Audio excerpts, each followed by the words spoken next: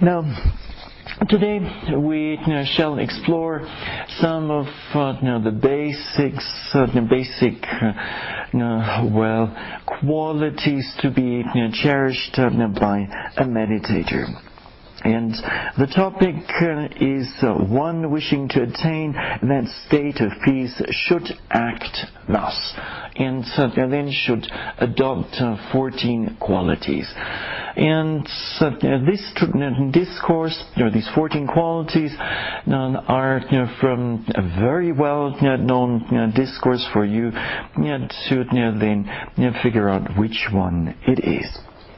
Now, the Pali goes as follows, namely, Karanyamata Kusalena Yamta Santam Param Avisamecha Sako Ujucha Suhujucha Suajucha Samudo Natimani Santusa Kocha Subarocha Apakicha Chasaloka Uti Santendriocha Nipakocha Apagabu Kuliswa Ananugido.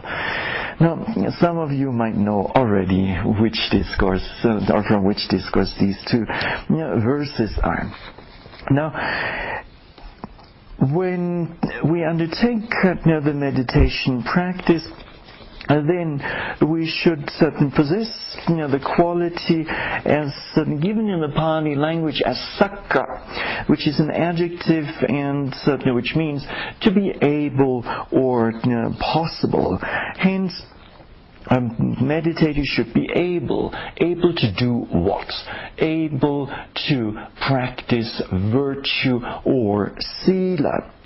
And the commentaries then explained this further as a meditator or a person should possess certain 4 qualities in order to be able to practice certain virtue.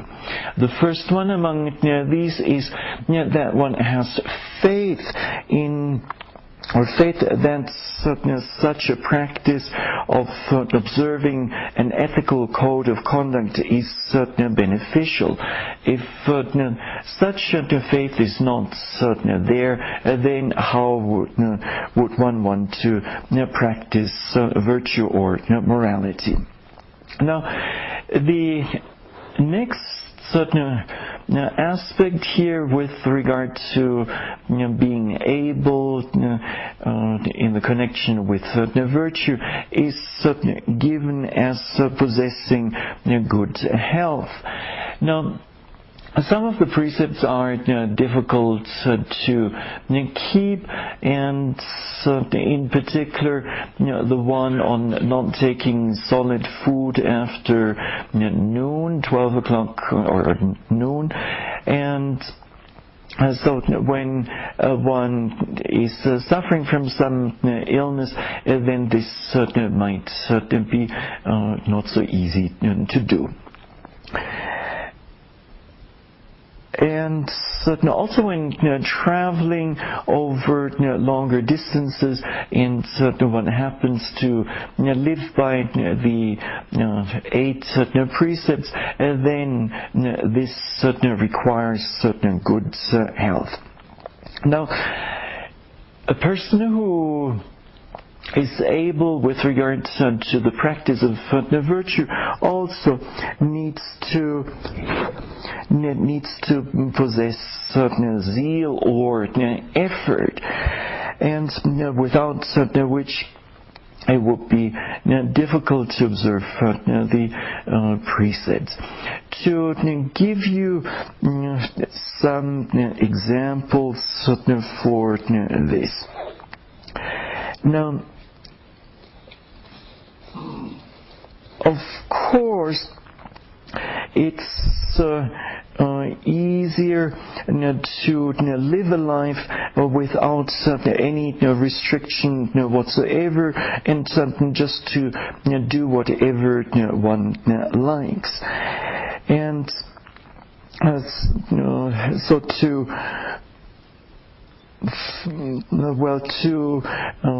take meals whenever one likes, and and to say whatever one likes. Now, when we live according to the 8 precepts, then we have to behave, or we have to conduct ourselves in a way that then requires a certain amount of intelligence, which is the next quality, plus effort.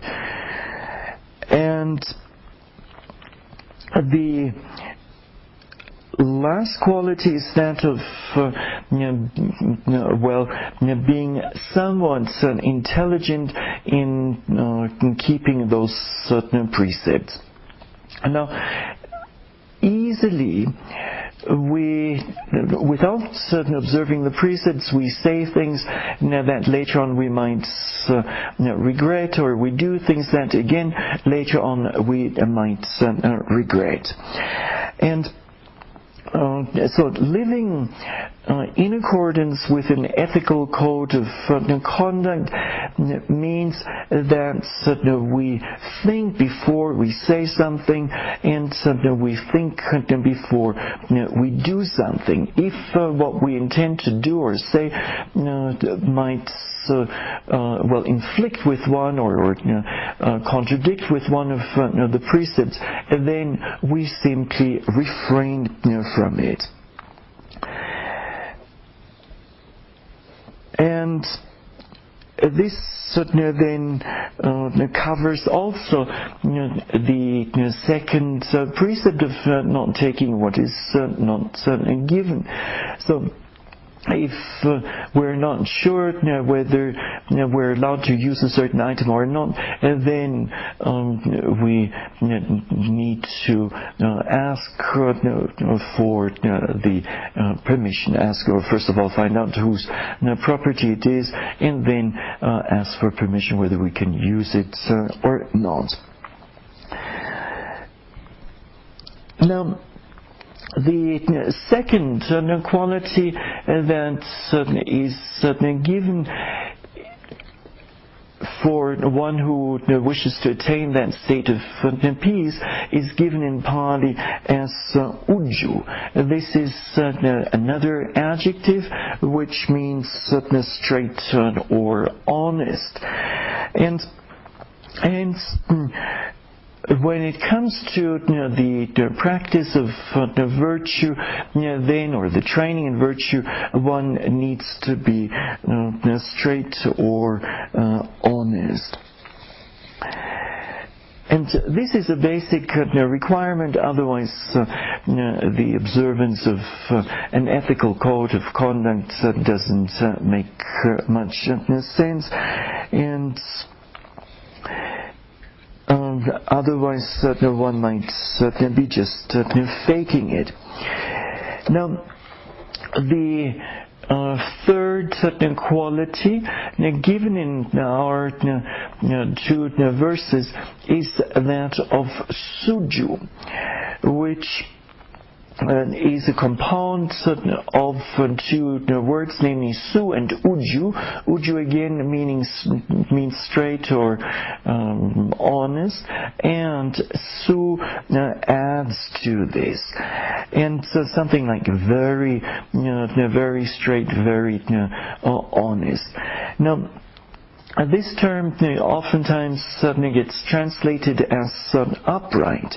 Hence, a meditator who wishes to attain that state of peace should be upright. Now, when it comes to the practice of the Dhamma, one needs lots of this particular quality of honesty and uprightness. And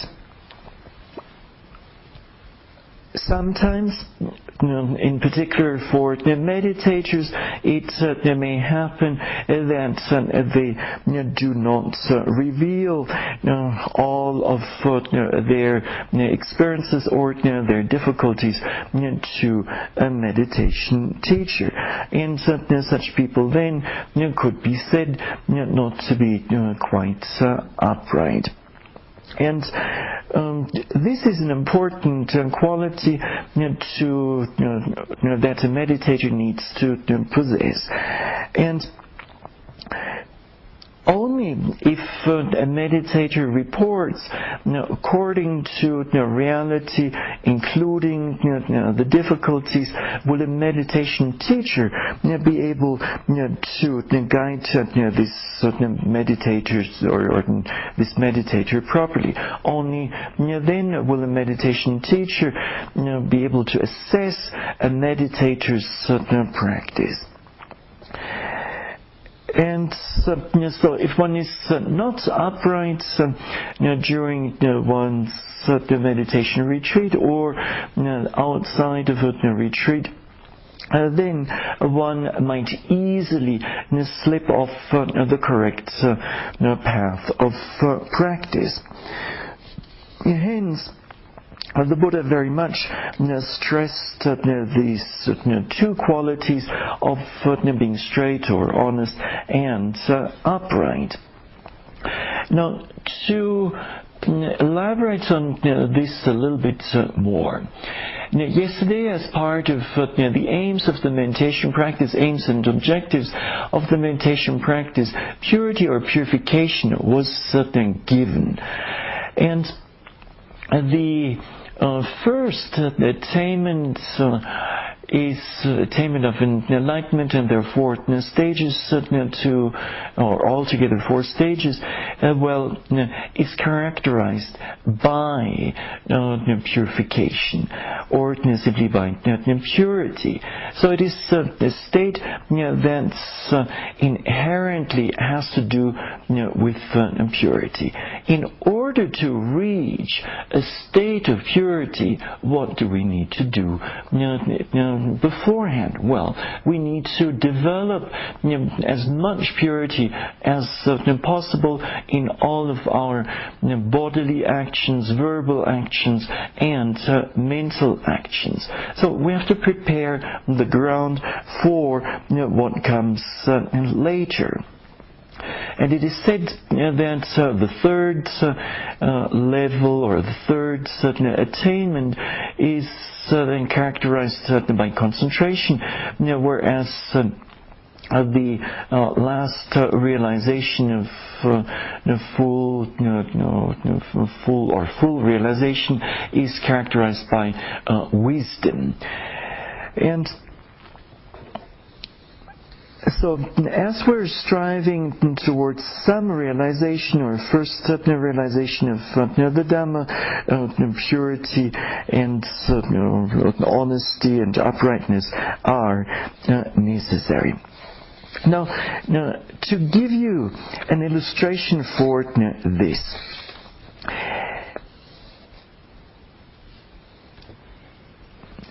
if an outstanding artist were to do a painting with high quality paints on oil paints on a dirty canvas, you can imagine that the outcome of this will not be all that great. And the same thing goes for the meditators. So if a meditator attempts to do the meditation practice, however, he or she is not quite upright, and then the outcome of this endeavor will be somewhat mediocre. However, when an outstanding artist does a painting with first-class oil paints on a very clean canvas, then it is to be expected that his or her artwork will be outstanding.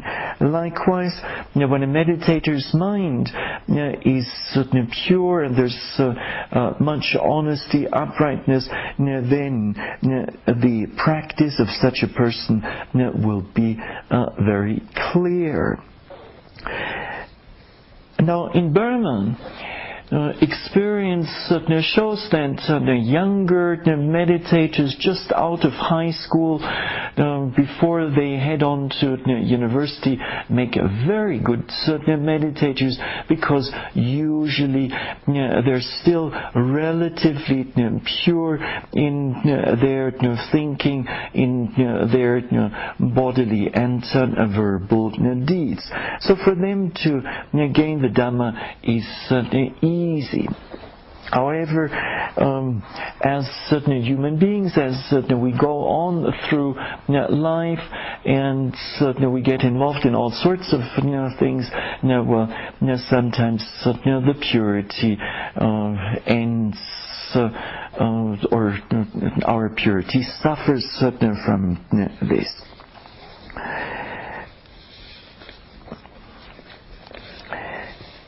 Now, our text that speaks about certain qualities that a person should possess who wishes to attain that state of peace, then suggests that we should also possess the quality of suvaja, which is a Pali term, which stands for being obedient. One should be obedient.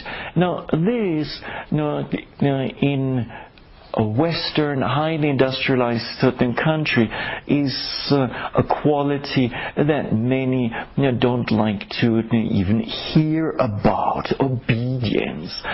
Now, just imagine obedience at home, being obedient to what one's parents tell one, and being obedient to what one's teachers tell one. This is not for me. This is maybe for others.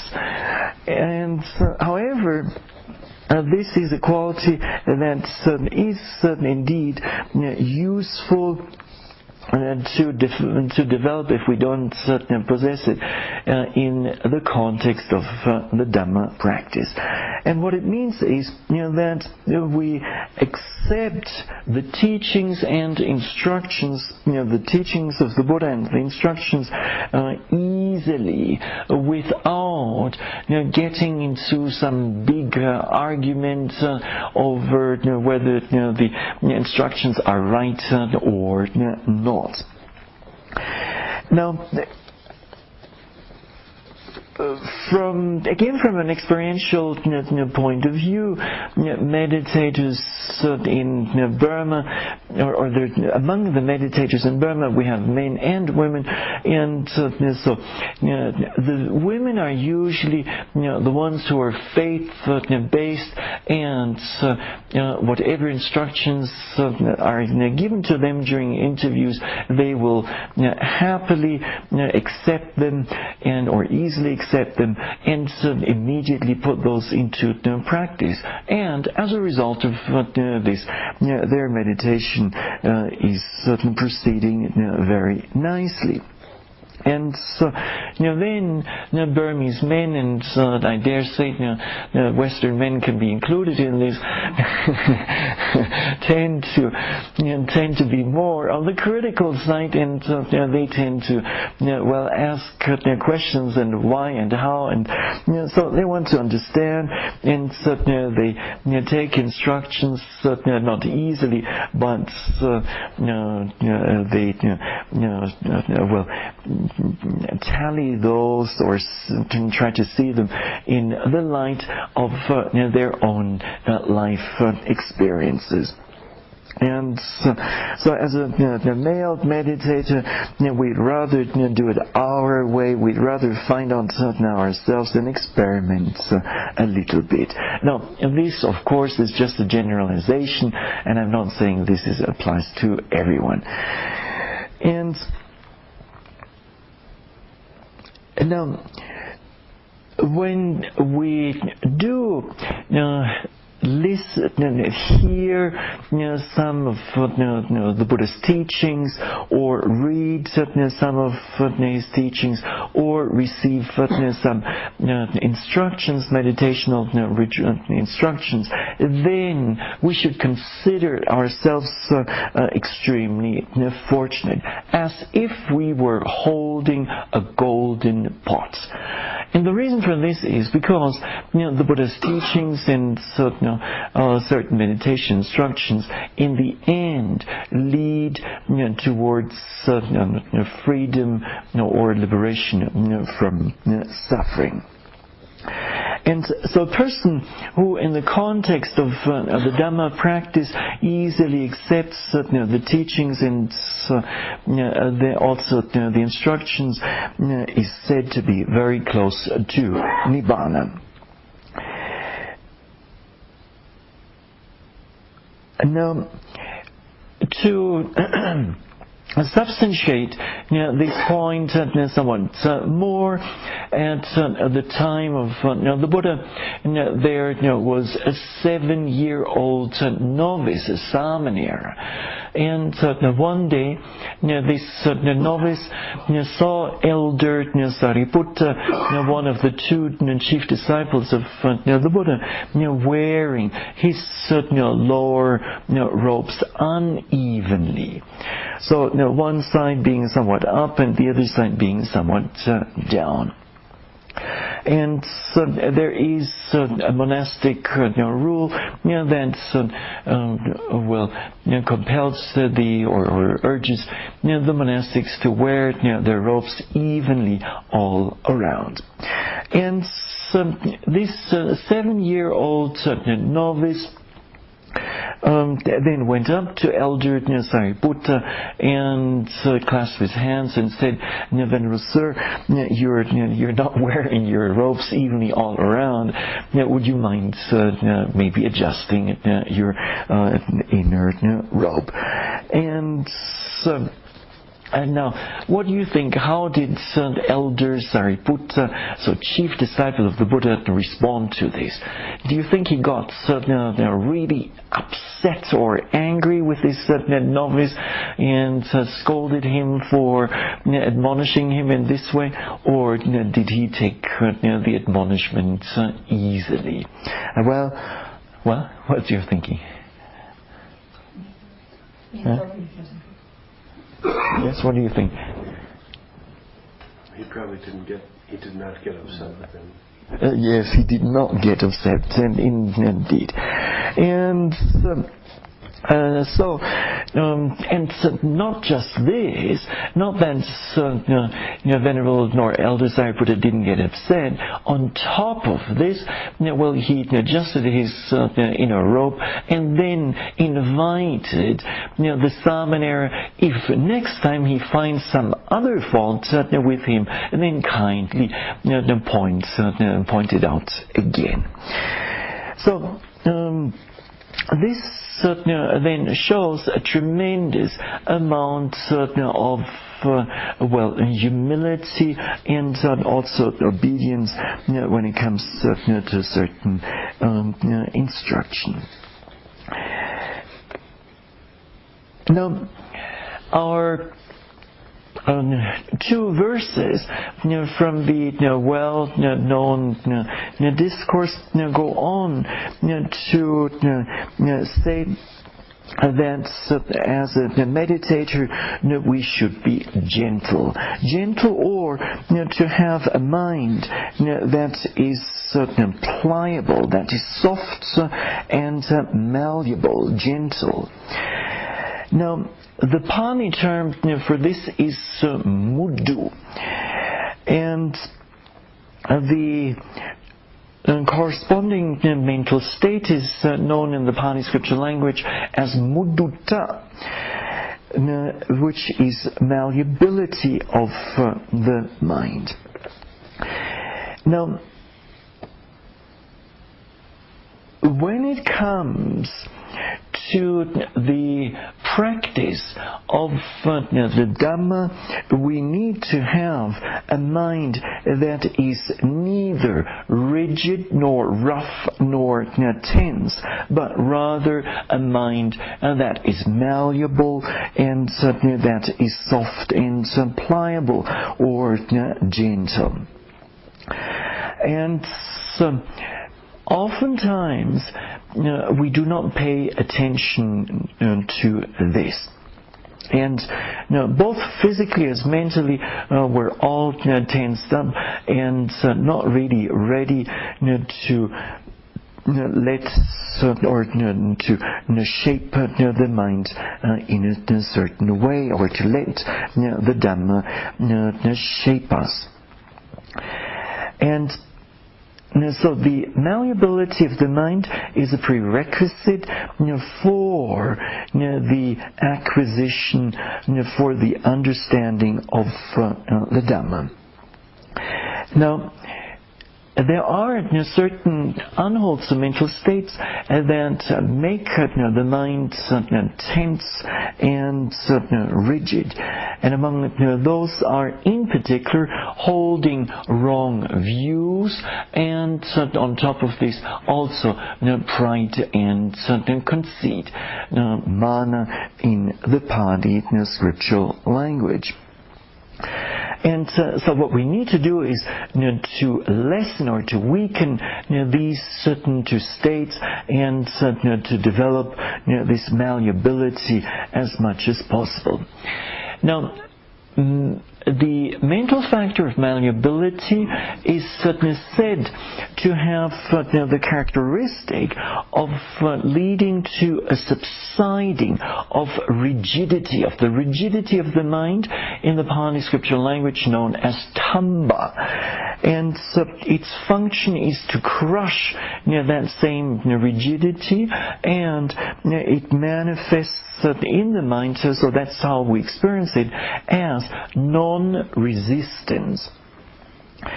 So when the mind is rigid, then we tend to resist certain things, to a point that we might even resist certain aspects of the Dhamma. We might resist the meditation method, or the meditation teachers, or retreat center, and so on and so forth. Or we might even resist our fellow meditators, even though we're all in the same boat, striving towards liberation.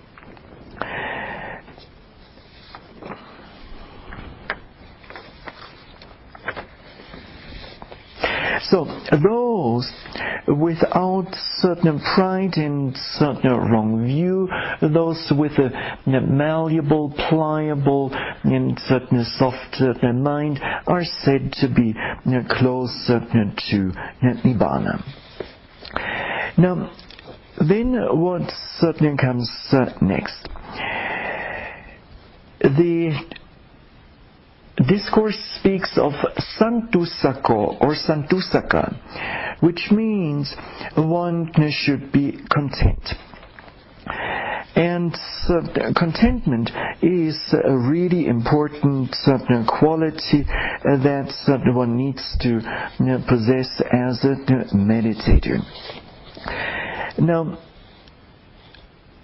when we are on a retreat, we need to be contented with the accommodation that we receive.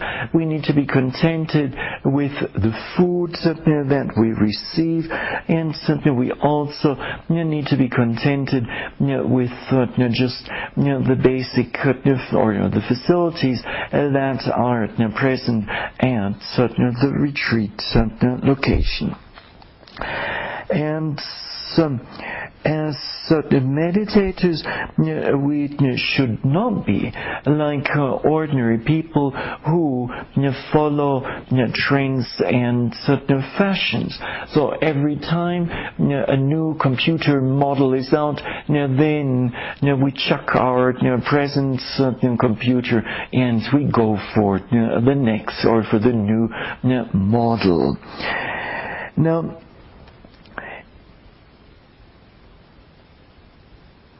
and as the meditators, when we either already possess this quality of contentment, or if not, we develop it, then gradually it brings us tremendous benefits.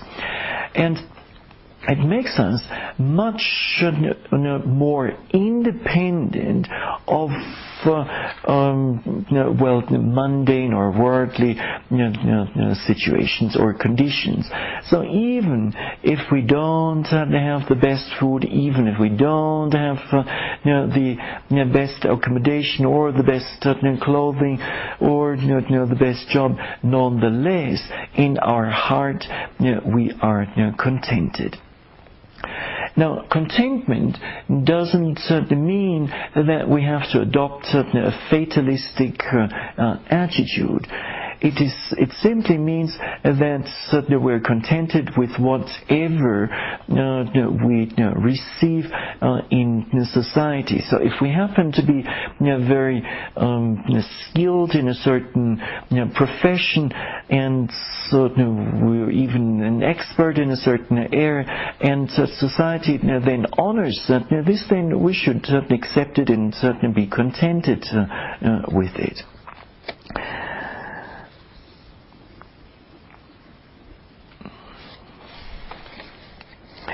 Now, subaro is the next quality that our discourse recommends that we develop or possess. And this stands for easy to support. While on retreat, one should be easy to support. Now, this, in an Asian context, means meditators who are practicing at, let's say, a monastic meditation center would receive meals that are being sponsored by some devotees, people who have faith and who see the value of meditation and want to support this. Now, when a donor is there for the meal, then the donor will specify, well, kindly today offer maybe noodles to the community, and then such and such vegetables, such and such fruits, and the other desserts. And then, as a meditator in such a monastic meditation center, it would be totally inappropriate to run to the kitchen and say, kindly for me today, no spaghettis. And I don't want this, I don't want that, but rather serve me this or that. And now, here it's slightly different. We may not have any outside meal donors, except for maybe meditators who are here on the retreat itself. And thus the situation is slightly different. However, we have Beth as our wonderful cook, who alone, single-handedly, is cooking for altogether 29 people, including herself, and if Carl is included, then it would be even 30. So, if each and every one were to not live according to this principle of being easy to support, then poor Beth, she's offering already so many varieties, she'll be dead by the time she leaves her kitchen.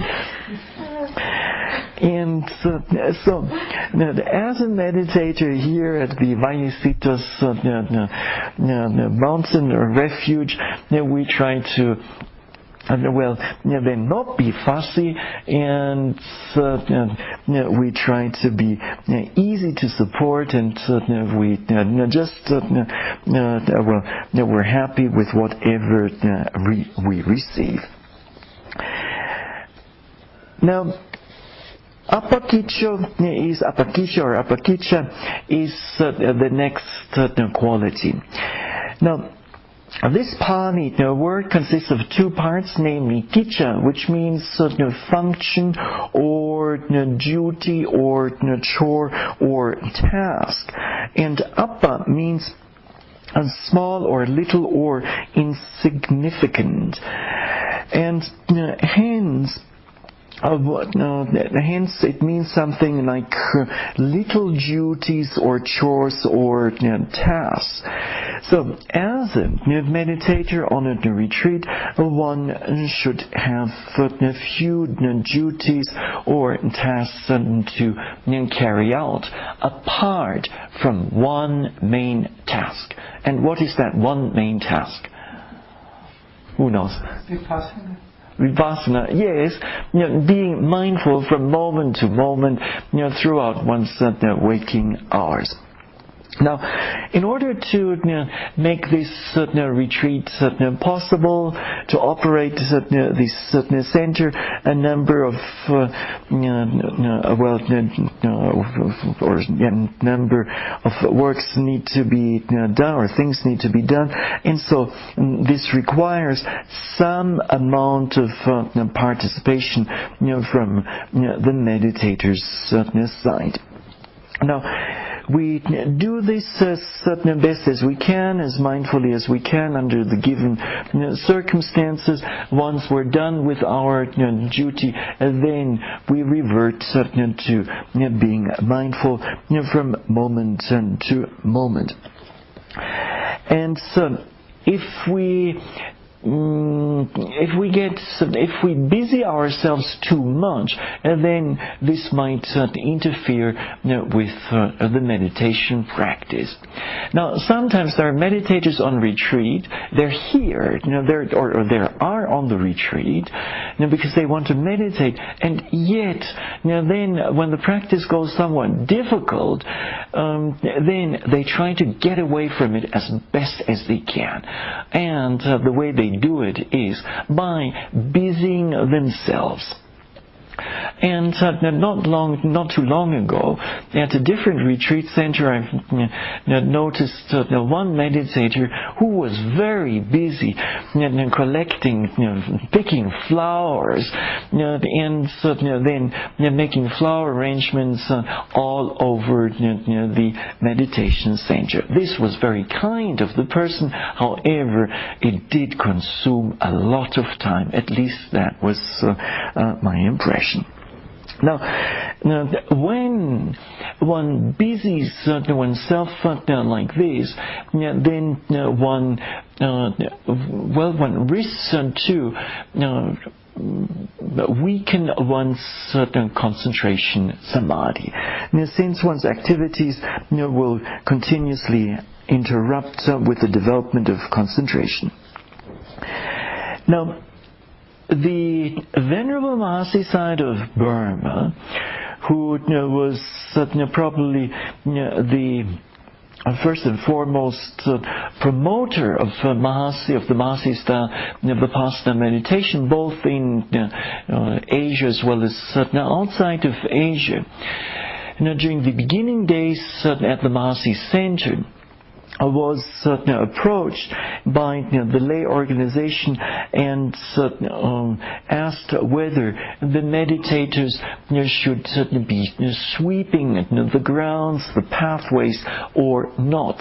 Naturally, there were people out of devotion who wanted to contribute to the center, and so, seeing a broom, they would start sweeping the grounds.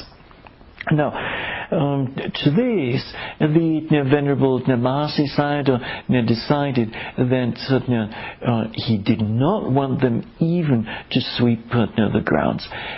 At the most, to keep their rooms clean, and the area where they were sitting in meditation, and that was it.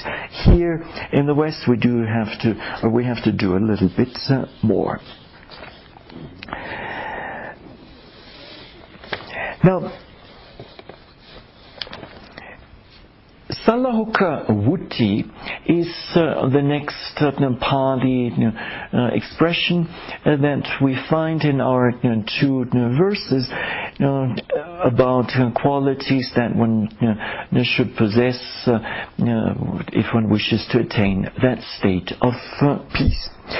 Now, Salahuka means light or frugal, and Vutti means conduct or habit or practice.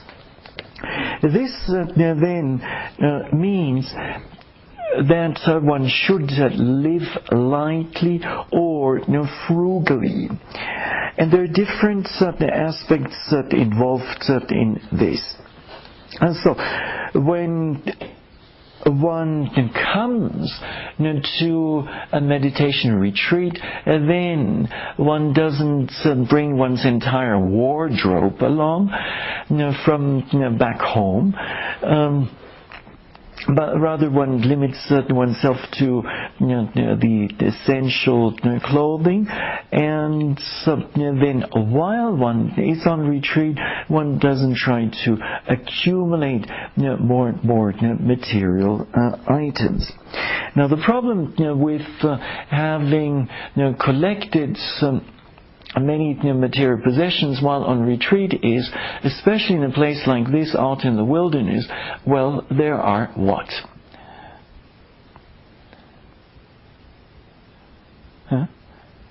There are what?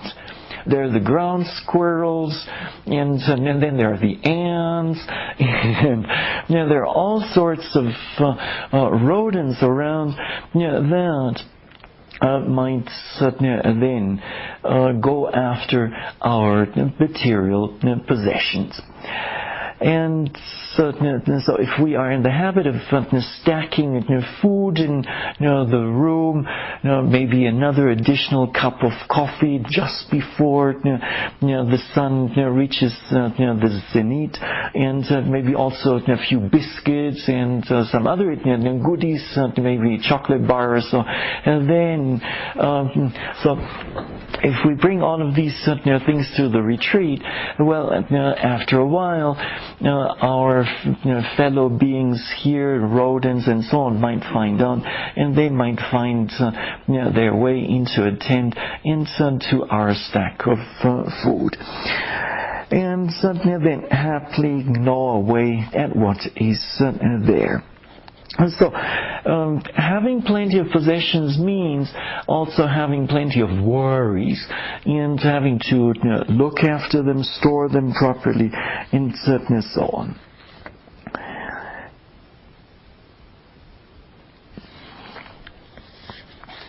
Now, at one point in Burma, at one of the meditation centers there, was a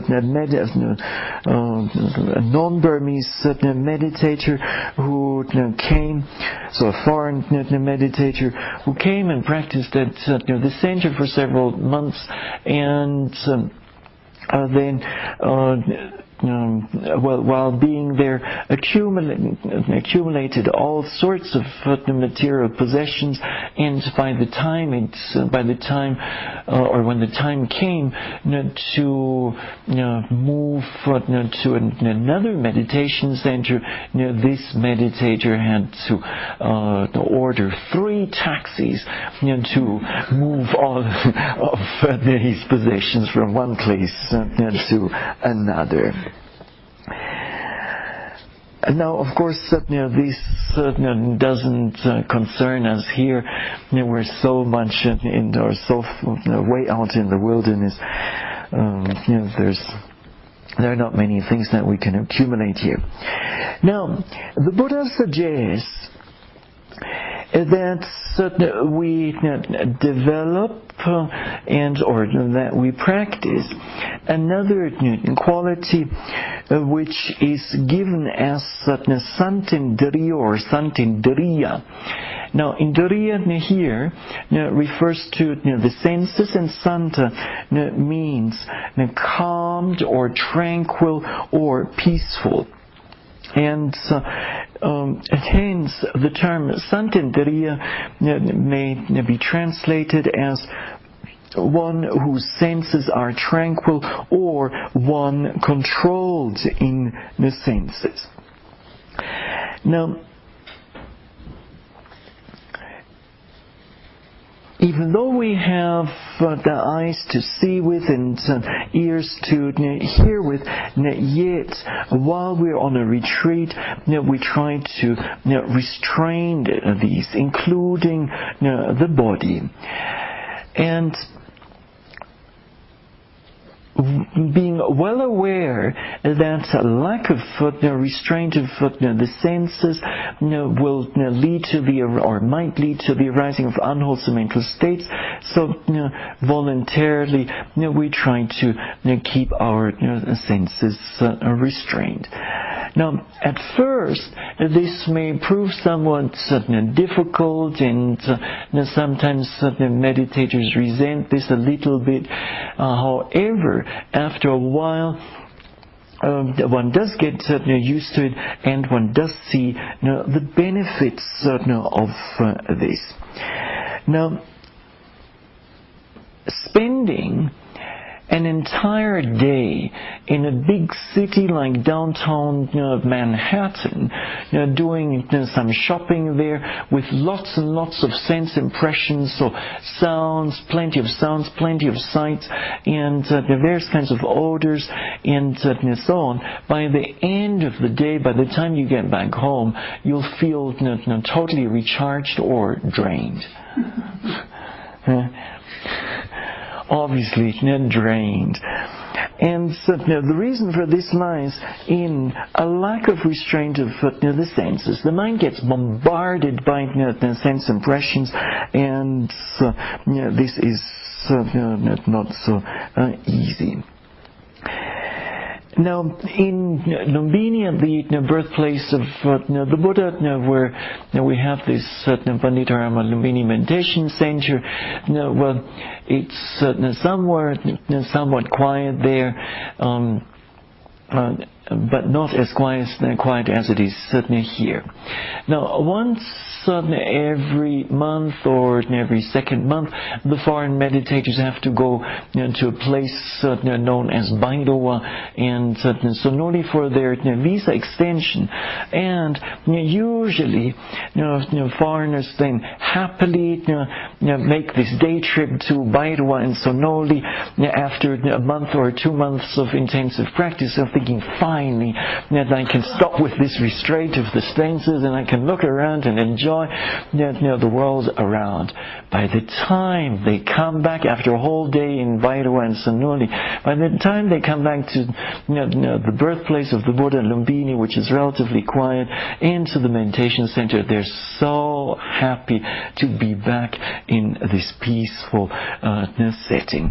And the reason lies in this bombardment of the senses through sense impressions. So the Buddha recommends that when we come, we do so calmly. When we go, we do so calmly. When we eat, we do so calmly. And then whatever other activity we might get involved in, we do so calmly, with the body and the senses well restrained.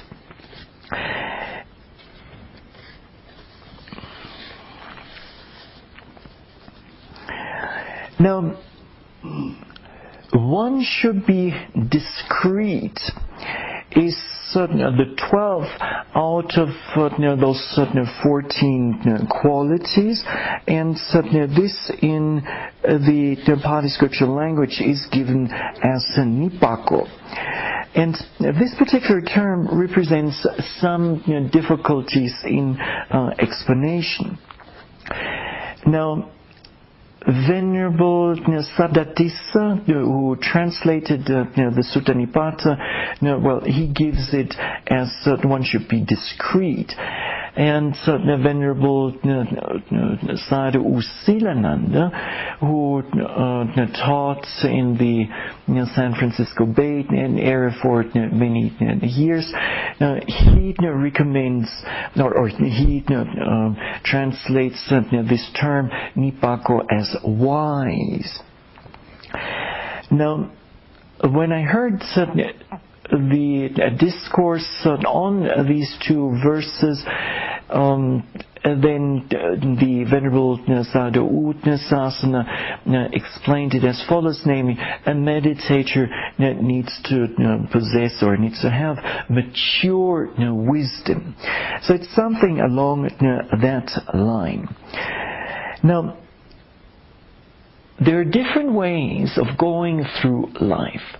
Either we go through life in a rather superficial manner, and we think life is just about enjoyment, or we may see things differently, and we go through life and we attempt or we try to develop mindfulness, we try to develop concentration, and in particular we try to develop wisdom. So we try to go deeper and understand the true nature of things. Now, what is apparently meant here is that in whatever experience comes up, either during intensive practice or even outside of intensive practice, we use this experience as a way of deepening our wisdom. And as a result of this, we then may at times see the impermanent nature of a particular experience, or we might see its unsatisfactory character, or we might see that in the end there is no self to speak of. So, as a meditator, hence, we should be wise or have mature wisdom, or at least develop the mind towards this. Now, the second last quality that a person should possess who wishes to attain that state of peace is given in Pali as apagabba or apagabbo, which means impudent, not being proud. Now, to be impudent to be impudent means that one is presumptuously confident and self-assured, even though at times there may be no reason for this. Now, as we've seen already earlier on, when we discussed the quality of the malleability and the pliability of the mind, pride and conceit will not work. And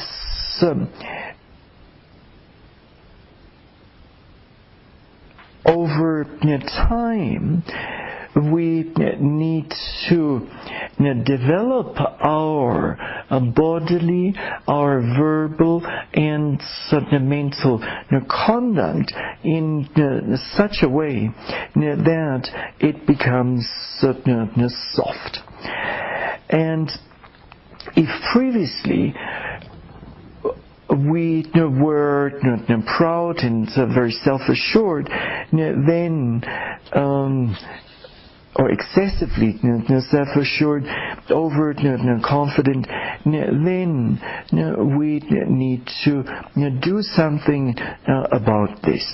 So we need a soft and clean mentality, and with this then gradually we'll shape our bodily and verbal conduct.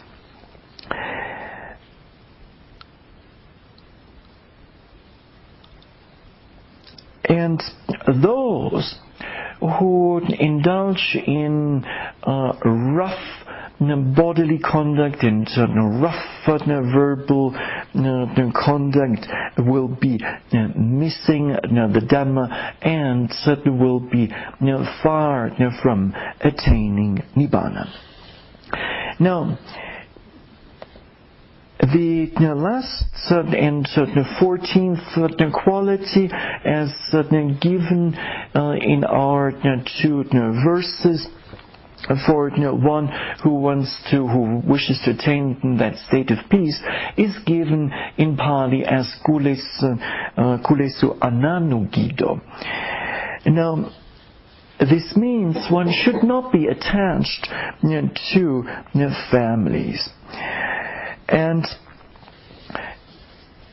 this needs to be understood in an Asian context when or where a meditator goes on a retreat, and then the relatives might come over and then come for chat, or come and might bring some goodies, some food, highly cherished food items, and so on.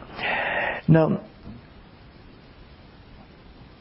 while on a retreat, the mind can fall into all sorts of ideas, or fall onto all sorts of ideas.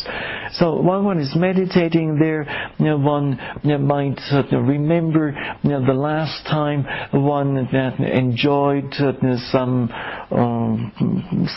special kind of food, and it's already so long ago, and one really misses this. And then, fortunately, that very day, one's relatives come. Oh, what a perfect or wonderful opportunity to get one's relatives to organize just that very food item that one was craving for. And hence, seeking the company of one's relatives or friends, intentionally seeking the company with an intention to get what one is craving for, is not the right way. So instead, one should be as independent as possible.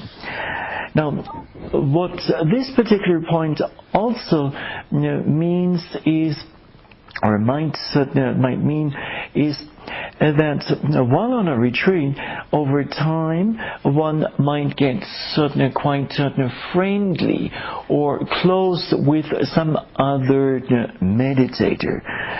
And so, too much of this friendliness is not good either, since it might, I'm not saying it will, but it might lead to craving and attachment.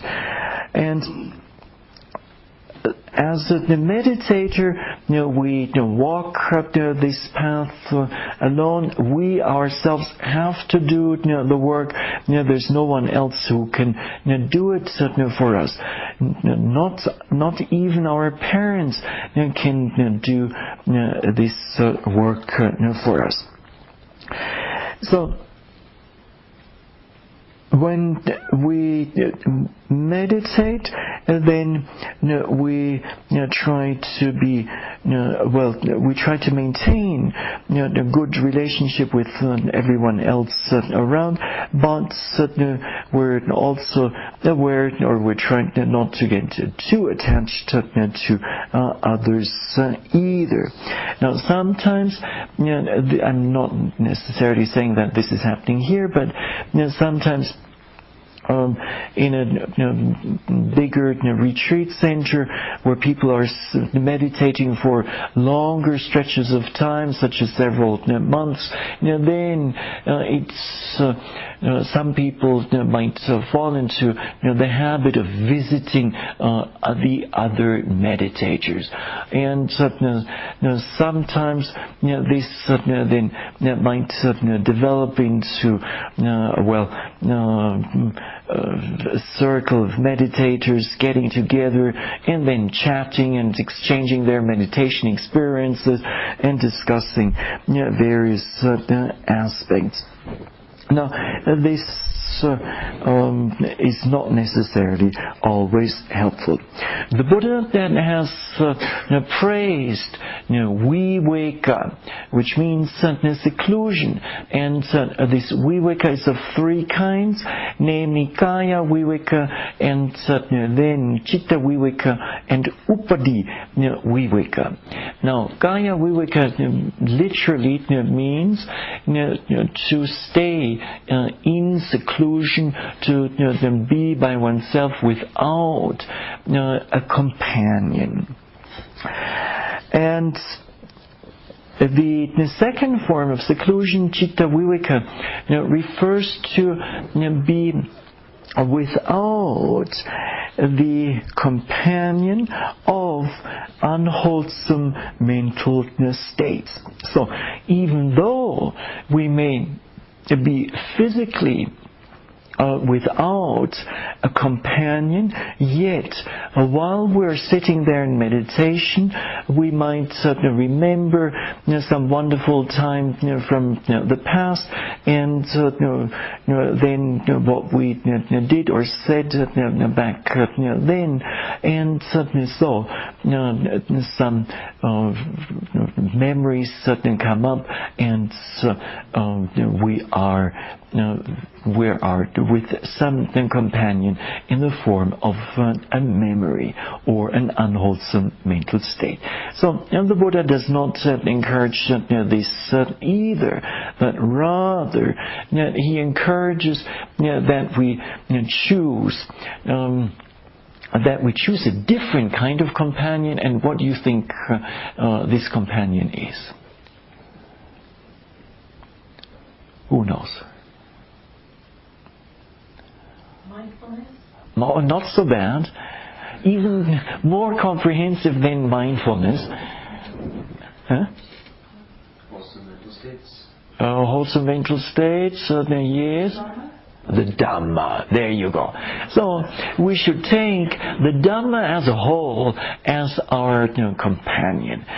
And if we do this, then we won't be disappointed, and this companion then will indeed get us closer to the attainment of Nibbana. Now, the practice of meditation clearly unfolds in a very systematic manner, and very much does it unfold according to the law of cause and effect. So if there are certain causes given, then certain effects or results will be there.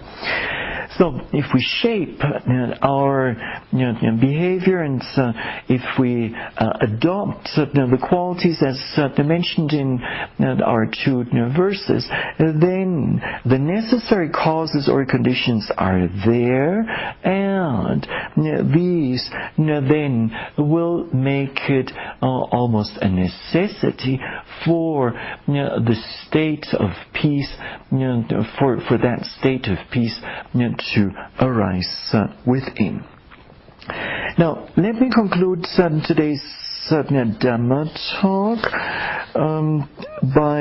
before going into the conclusion. What do you think? From which discourse are these 14 qualities? Who knows?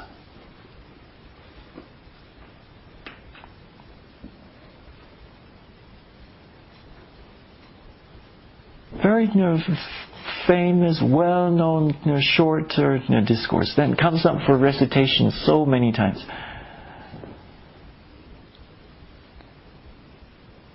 Well, what about Jackie? Do you have any idea? Well, you know already.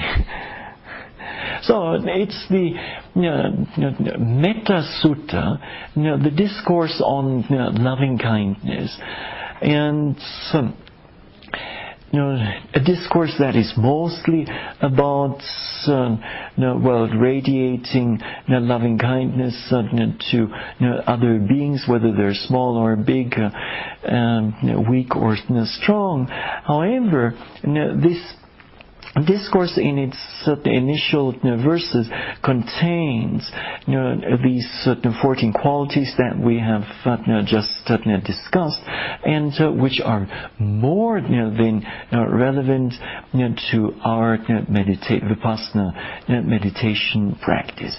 Now, let me conclude today's Dhamma talk by wishing, may you take these 14 qualities as mentioned in the Metta Sutta to heart, and may you put them into your meditation practice. May you develop these qualities over or in the course of this retreat, and may ultimately may they lead you to the attainment of that state of peace. And this is it for tonight.